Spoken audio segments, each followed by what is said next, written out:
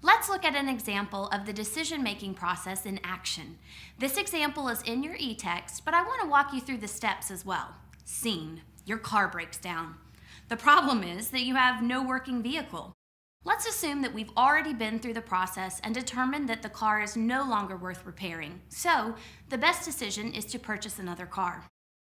Our next step is to assess the relevant criteria, which might include price, model, 2-door or 4-door, size, compact or intermediate, manufacturer, optional equipment such as navigation systems or side impact protection, fuel economy, and/or repair records. What criteria would be most important to you? Now, each of those items may be of different value to you. If you're a poor college student, price might be important. Another person might feel passionately about only purchasing a vehicle manufactured in the US. So the next step is to list the criteria and develop weights for the impact that criteria might have on your car purchase decision. In this example, price is the most important criteria for the decision, and performance and handling have low weights in comparison.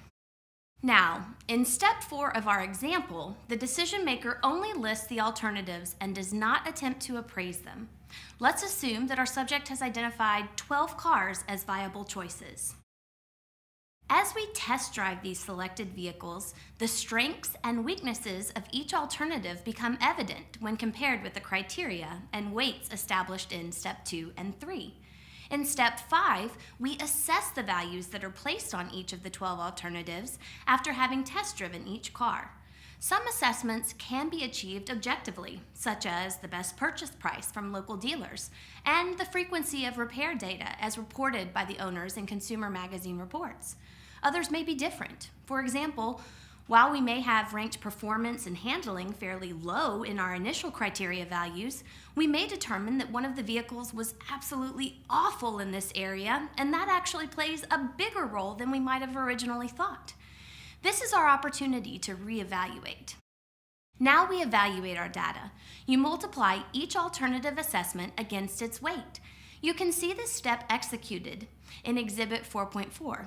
For example, the Kia Soul scored a 40 on durability, which was determined by multiplying the weight given to durability, 5, by the manager's appraisal of Kia in this criteria, 8. The sum of these scores represents an evaluation of each alternative against the previously established criteria and weights. Notice that the weighting of the criteria has changed the ranking of alternatives in our example. The Volkswagen Golf, for example, has gone from first to third.